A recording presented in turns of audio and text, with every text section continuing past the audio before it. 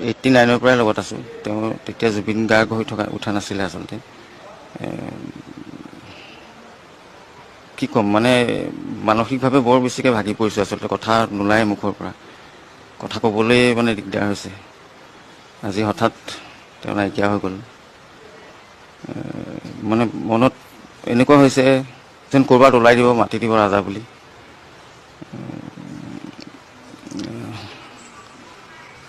আচলতে 35 বছৰৰ লগত থাকিলোঁ তেওঁৰ মঞ্চ অনুষ্ঠান বা কিবা ৰেকৰ্ডিং বা তেওঁ বনোৱা গানৰ লগত।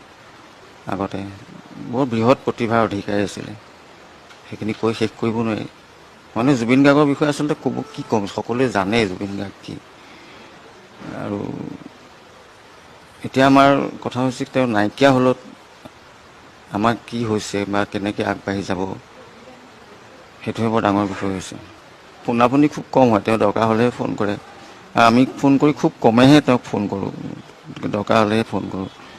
তেওঁ ফোনটো দি এনে কৰি থৈ প্ৰায় তেওঁ মানে, কিন্তু আমি ফোন কৰিলে ধৰা নহয়। মই 16 তাৰিখে লগ পাইছিলোঁ, তেওঁ 17 তাৰিখে ফ্লাইট আছে বুলি 16 তাৰিখে গম পাইছোঁ। কাৰণ কেতিয়া যাব কি কৰিব সেইবোৰ মেনেজমেণ্টে ঠিক কৰে, আমি ইমান গম নাপাওঁ। মেনেজমেণ্টে তেওঁ 17 তাৰিখে টিকেট আছিলে বুলি কৈছে ৰাতিপুৱা। মই 16 তাৰিখে লগ পাইছিলোঁ। তেওঁৰ 38,000 গানৰ এটা কালেকশ্যন ৰেডি কৰিছিলে বিশাল কলিতা বুলি ভাইটি এটাই, হাতীগাঁৱত